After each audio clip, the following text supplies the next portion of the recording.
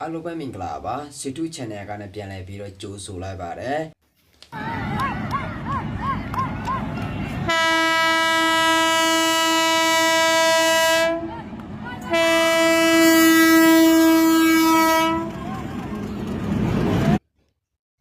နေတာမဟုတ်ဘူးနော်နေတာမဟုတ်ဘူးနော်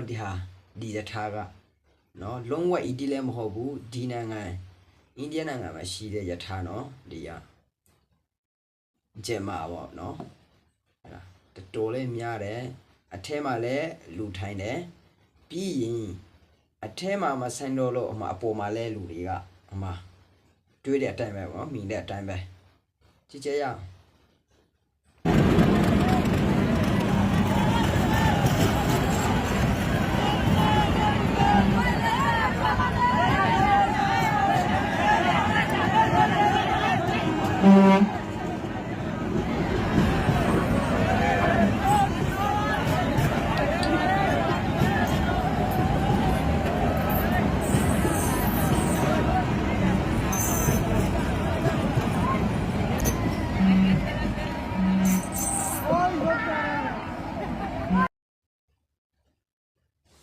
ဒီဗီဒီယိုဖိုင်လေးရောဒီလောက်ပါပဲဗျာအခုလို့